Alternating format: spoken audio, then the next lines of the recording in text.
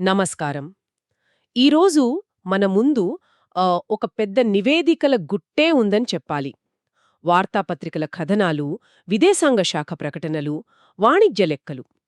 ఇవన్నీ చూస్తుంటే పశ్చిమ ఆసియాలో పరిస్థితి ఎంత తీవ్రంగా ఉందో మనకు స్పష్టంగా అర్థమవుతోంది. అవును, నిజమే. పరిస్థితి చాలా ఆందోళనకరంగా ఉంది. ముఖ్యంగా అమెరికా, ఇజ్రాయెల్ కలిసి ఇరాన్పై చేసిన దాడులు, దానికి ప్రతిగా ఇరాన్ తీసుకుంటున్న చర్యలు ప్రపంచం మొత్తాన్ని ఉలిక్కిపడేలా చేశాయి కదా. ఈ సోర్సెస్ అన్నింటినీ లోతుగా పరిశీలించి అసలు విషయం బయటకు తీయడమే మన ప్రధాన లక్ష్యం. ఖచ్చితంగా. అంటే ఈ డాక్యుమెంట్స్ అన్నీ ఒక సంక్లిష్టమైన వలయాన్ని చూపిస్తున్నాయి. అసలు ఈ యుద్ధ వాతావరణం గల్ఫ్ దేశాల్లో ఉన్న భారతీయుల భద్రతపై ఎలాంటి ప్రభావం చూపుతోంది, అలాగే మన ఇంధన సరఫరాలు, వాణిజ్య ఒప్పందాలపై పడే ముప్పేమిటి అనే కోర్ పాయింట్స్తో నేటి ఈ విశ్లేషణ మొదలు పెడదాం. ఈ పరిణామాలను మనం కేవలం ఒక ప్రాంతీయ యుద్ధంగా కొట్టిపారేయలేం. ఈ నివేదికలన్నీ ఒక పెద్ద భౌగోళిక రాజకీయ చదరంగాన్ని సూచిస్తున్నాయి. అమెరికా ఆంక్షల వ్యూహాలు, మన వాణిజ్య భాగస్వామ్యాల భవిష్యత్తు ఇందులో పూర్తిగా ముడిపడి ఉన్నాయి. సామాన్యుల జేబులపై పడే భారం గురించి ఈ పత్రాల్లో చాలా స్పష్టమైన సంకేతాలు కనిపిస్తున్నాయి. అయితే ఆర్థిక లెక్కల కంటే ముందు మనం ప్రాణభద్రత గురించి మాట్లాడాలి. గల్ఫ్ ప్రాంతంలో ఏకంగా 1 కోటి మంది భారతీయులున్నారు. అవును, 1 కోటి మంది. అది చాలా పెద్ద సంఖ్య. మన దగ్గరున్న గణాంకాల ప్రకారం చూస్తే ఒక్క ఇరాన్లోనే సుమారు 9 నుంచి 10,000 మంది విద్యార్థులు, వ్యాపారులు, నావికులు ఉన్నారు. ఇక ఇజ్రాయెల్లో చూసుకుంటే మరో 40,000 మంది దాకా ఉన్నారు కదా. నిజమే. ఇంత పెద్ద సంఖ్యలో మనవాళ్లక్కడున్నప్పుడు ఆందోళన కలగడం సహజం. నిరంతరం బాంబుల మోత వినిపించే ప్రాంతంలో వాళ్ల పరిస్థితిని ఊహించుకుంటేనే భయం వేస్తుంది.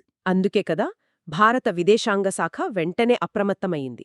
అనవసర ప్రయాణాలు మానుకోవాలని, ఎవరూ బయటకు రావద్దని చాలా స్పష్టమైన హెచ్చరికలు జారీ చేసింది.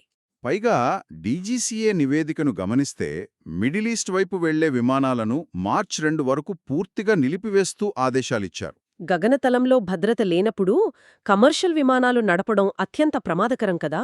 అవును, రాడార్ సిస్టమ్స్ దెబ్బతిన్నప్పుడు ఏ విమానం ఎటు వెళ్తుందో ట్రాక్ చేయడం దాదాపు అసాధ్యం. ఇక్కడ రాజకీయ పార్టీల స్పందన కూడా మనం గమనించాలి.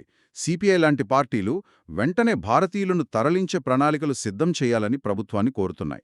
అంటే గతంలో ఉక్రెయిన్, యెమెన్ లాంటి దేశాల నుంచి ఆపరేషన్ గంగా లాంటి కార్యక్రమాల ద్వారా మన వాళ్లను సురక్షితంగా తీసుకువచ్చారు కదా. అలాంటి ఎవాక్యుయేషన్ ప్లాన్స్. కరెక్ట్.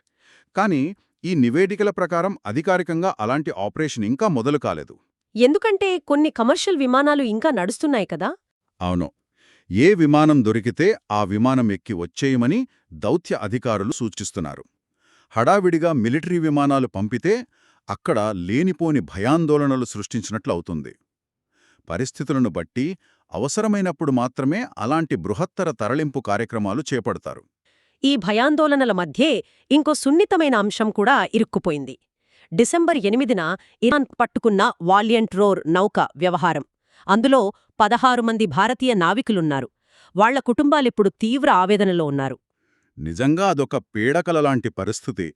ఆ నావికులను విడిపించడానికి ఇరాన్ అధికారులతో దౌత్యపరమైన చర్చలు తీవ్రస్థాయిలో జరుగుతున్నాయని విదేశాంగ శాఖ వర్గాలు చెబుతున్నాయి. యుద్ధ వాతావరణంలో ఇలా బందీలుగా ఉన్నవారిని విడిపించడం చాలా కష్టమైన వ్యవహారం కదా. అవును, ఒకవైపు దాడులు జరుగుతుండగా వాణిజ్య నౌకలను సురక్షితంగా బయటకు తీసుకురావడం కత్తిమీద సాములాంటిదే. కాని ప్రాణాలు సురక్షితంగా ఉన్నప్పుడే మనం ఇతర వాణిజ్య విషయాల గురించి ఆలోచించగలం. అందుకే విదేశాంగ శాఖ ఈ నావికుల భద్రతకే తొలి ప్రాధాన్యమిస్తోంది. భద్రత తర్వాత మనం మాట్లాడుకోవాల్సిన అతి ముఖ్యమైన అంశం భౌగోళిక రాజకీయాలు, ముఖ్యంగా అమెరికా విధానాలు. అమెరికా అధ్యక్షుడు ట్రంప్ మళ్లీ తన పాట వ్యూహాన్ని బయటకు తీశారు కదా. తీశారు. ఇరాన్తో వ్యాపారం చేసే దేశాలపై 25% టారిఫ్ వేస్తామని హెచ్చరించారు. ఈ హెచ్చరిక నేరుగా మన చాబహార్ పోర్టును ప్రమాదంలో పడేస్తోంది. అంటే పాకిస్తాన్తో పని లేకుండా నేరుగా ఆఫ్ఘనిస్తాన్, సెంట్రల్ ఆసియాలకు సరుకులు పంపేందుకు ఇరాన్లోని ఈ చాబహార్ పోర్టులో భారత్ భారీగా పెట్టుబడులు పెట్టింది. అవును, ఆ పెట్టుబడి సుమారు $120 మిలియన్ దాకా ఉంటుందని అధికారిక లెక్కలు చెప్తున్నాయి. దీనివల్ల రవాణా ఖర్చు ఏకంగా 30% తగ్గుతుంది. అలాగే యూరోప్కు వెళ్లే సరుకులకు దాదాపు 15 రోజుల సమయం ఆదా అవుతుంది. ఇంత కీలకమైన ప్రాజెక్టు ఇప్పుడు అమెరికా టారిఫ్లో ఉచ్చులో పడుతోందన్నమాట. ఇక్కడే అమెరికా ట్రెజరీ విభాగం నుంచి వచ్చిన ఒక నిర్దిష్టమైన లేఖ గురించి మనం లోతుగా విశ్లేషించాలి. 2025 అక్టోబర్ 28న భారత్కు ఈ లేఖ అందింది. అందులో ఆంక్షల మినహాయింపు గురించే కదా చెప్పారు? కరెక్ట్.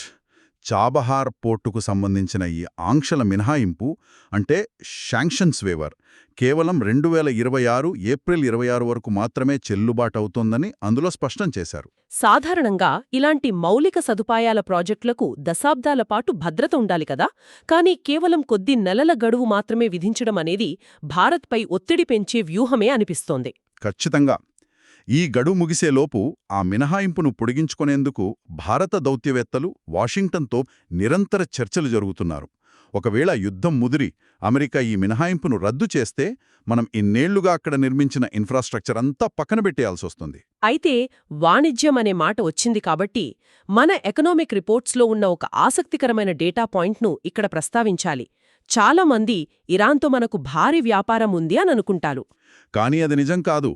ఆర్థిక సంవత్సరం 2025 లెక్కల ప్రకారం ఇరాన్తో మన మొత్తం వాణిజ్యం కేవలం $1.6 బిలియన్ మాత్రమే. $0.4 బిలియన్. దీన్ని శాతాల్లో చూస్తే మన దేశపు మొత్తం ప్రపంచ వాణిజ్యంలో ఇది కేవలం 0.15% మాత్రమే. అంటే వాణిజ్యపరంగా ఇరాన్ మనకు టాప్ 50 భాగస్వాముల్లో కూడా లేదని ఈ గణాంకాలు స్పష్టం చేస్తున్నాయి. ఒక పక్క అమెరికాతో మన వాణిజ్యం $132 బిలియన్ ఉన్నప్పుడు కేవలం $1.6 బిలియన్ ఇరాన్ వాణిజ్యం కోసం అమెరికా ఆంక్షల ముప్పును కొని తెచ్చుకోవడం ఏమాత్రం లాభదాయకం కాదు. అందుకే భారత్ తన వ్యూహాన్ని చాలా తెలివిగా మార్చుకుంటోంది. దీర్ఘకాలిక ప్రయోజనాల కోసం కొత్త భాగస్వాములను వెతుక్కుంటోంది. ఇక్కడే యూరోపియన్ యూనియన్తో జరుగుతున్న స్వేచ్ఛా వాణిజ్య ఒప్పందం అంటే ఫ్రీ ట్రేడ్ అగ్రిమెంట్ చర్చల గురించి మనం మాట్లాడుకోవాలి కదా. అవును. వాణిజ్య మంత్రిత్వ శాఖ నివేదికల ప్రకారం ఈ ఫ్రీ ట్రేడ్ అగ్రిమెంట్ చర్చలు ఇప్పుడు తుది దశకు చేరుకున్నాయి. గణతంత్ర దినోత్సవ వేడుకల కోసం EU నాయకులు భారీ బృందంతో భారత్కొస్తున్నారు కదా. అగ్రిమెంట్ ఖరారు కాబోతోందని బలమైన సంకేతాలు వస్తున్నాయి. ఇరాన్లో ఉన్న అనిశ్చితి, ఆంక్షల భయం నేపథ్యంలో భారత్ తన దృష్టిని EU లాంటి అతిపెద్ద స్థిరమైన మార్కెట్ల వైపు మళ్లించడం చాలా వ్యూహాత్మకమైన అడుగు.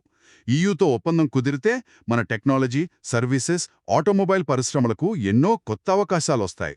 ఇరాన్ లాంటి ఒక చిన్న వాణిజ్య భాగస్వామి వద్ద ఎదురయ్యే నష్టాలను EU లాంటి భారీ మార్కెట్తో భర్తీ చేసుకోవచ్చు. దౌత్యపరంగా కూడా ఐరోపా దేశాలతో బంధం బలపడితే అంతర్జాతీయ వేదికలపై మన వాదనకు మరింత బలం చేకూరుతుంది. వాణిజ్యపరంగా మనం ఎంత సురక్షితమైన ప్రత్యామ్నాయాలు వెతుక్కున్నా ఇంధన సరఫరా దగ్గరకు వచ్చేసరికి పరిస్థితి పూర్తిగా మన చేతుల్లో లేదు. ఈ నివేదికలన్నీ ఒకే ఒక్క పాయింట్ మీద తీవ్రమైన భయాన్ని వ్యక్తం చేస్తున్నాయి. అదే హార్ముజ్ జలసంధి. అవును. ప్రపంచ చమురు రవాణాలో 20-25% ఈ మార్గం గుండానే జరుగుతుంది. చమురు రవాణాకు ఇది గుండెకాయ లాంటిది. ఈ హార్ముజ్ జలసంధి భౌగోళిక స్వరూపాన్ని గమనిస్తే దీని తీవ్రత అర్థమవుతుంది. ఇది ఇరానుకు, ఒమన్కు మధ్య ఉన్న ఒక అత్యంత సన్నని సముద్ర మార్గం. మన దేశానికి వచ్చే చమురులో సగానికి పైగా ఈ ఇరుకైన మార్గం నుండే రావాలి కదా. ఒకవేళ ఇరాన్ గనక ఉద్దేశపూర్వకంగా ఈ మార్గాన్ని మూసేస్తే లేదా అక్కడ డ్రోన్ దాడులు జరిగితే ప్రపంచ ఇంధన సరఫరా వ్యవస్థ క్షణాల్లో స్తంభించిపోతుంది. దీని ప్రభావం సామాన్యుడి మీద చాలా భయంకరంగా ఉంటుంది. ఆ మార్గంలో వెళ్లలేక భారీ నౌకలు ఆఫ్రికా ఖండాన్ని చుట్టుకుని కేప్ ఆఫ్ గుడ్ హోప్ మీదుగా సుదూర మార్గాల్లో ప్రయాణించాల్సి వస్తుంది. అప్పుడు ఇన్సూరెన్స్ రేట్లు ఆకాశాన్ని తాకుతాయి. రవాణా ఖర్చులు విపరీతంగా పెరిగిపోయి చివరికి ఆ భారమంతా మన దగ్గర పెట్రోల్, డీజిల్ రేట్ల రూపంలో పడుతుంది. చమురు కోసం మనం డాలర్లలో చెల్లించాలి కాబట్టి డాలర్కు డిమాండ్ అమాంతం పెరిగిపోయి మన రూపాయి విలువ పడిపోతుంది. నీ ఆర్థిక సంక్షోభానికి తోడు ఇంకో పెద్ద ముప్పు కూడా పొంచి ఉంది. ప్రస్తుతం మనకు అత్యధికంగా చమురిస్తున్నది రష్యా. దాదాపు 35% చమురు అక్కడ్నుంచే తక్కువ ధరకు వస్తోంది. కానీ కొత్త నిబంధనల ప్రకారం రష్యా నుంచి చమురుకుంటే 500% టారిఫ్ విధిస్తామని అమెరికా తీవ్రంగా హెచ్చరిస్తోంది. అంటే అటు చూస్తే రష్యా మీద అమెరికా ఆంక్షలు, ఇటు చూస్తే గల్ఫ్లో యుద్ధం, హార్మూజ్ జలసంధి మూసుకుపోయే ప్రమాదం. ఈ 2 ప్రధాన ఇంధన మార్గాలు మూసుకుపోతే పరిస్థితేమిటి? రష్యాను వదులుకొని గల్ఫ్ మీద పూర్తిగా ఆధారపడదామనుకుంటే అక్కడ ప్రతిరోజూ బాంబుల వర్షం కురుస్తోంది. ఇది అక్షలాల ఇటుకల పొయ్యిలోంచి మండుతున్న మంటల్లో పడ్డట్టే. అవును. ఇది నిజంగా మన దౌత్యవేత్తలకు, ఆర్థిక నిపుణులకు నిద్ర లేకుండా చేసే అత్యంత క్లిష్టమైన పరిస్థితి. ఈ మొత్తం డాక్యుమెంట్లను విశ్లేషిస్తే ఒక స్పష్టమైన చిత్రం కనిపిస్తోంది. గల్ఫ్ ప్రాంతంలో ముందుగా మన పౌరుల ప్రాణాలు కాపాడుకోవడం ప్రభుత్వానికి తక్షణ కర్తవ్యం. ఆ తర్వాత అమెరికా ఆంక్షలను జాగ్రత్తగా బ్యాలెన్స్ చేసుకోవాలి. అలాగే దీర్ఘకాలంలో మన ఆర్థిక వ్యవస్థను కాపాడుకోవడానికి ఈయూ లాంటి కొత్త వాణిజ్య ఒప్పందాలను త్వరితగతిన పూర్తి చేయడం ఇప్పుడున్న ఏకైక మార్గం. ఈ పత్రాలన్నీ మనకు నేర్పుతున్న పాఠమిదే. కరెక్ట్. ముగించే ముందు ఒక ఆసక్తికరమైన ప్రశ్న గురించి ఆలోచిద్దాం. ఒకవేళ హార్మూజ్ జలసంధి పూర్తిగా మూసుకుపోయి అదే సమయంలో రష్యా చమురుపై కూడా పూర్తిగా ఆంక్షన్లు పడితే ప్రపంచం ఏమవుతుంది? రాత్రికి రాత్రే ఇంధనం కోసం ప్రత్యామ్నాయ మార్గాలు వెతుకుకోవాల్సి వస్తుందా?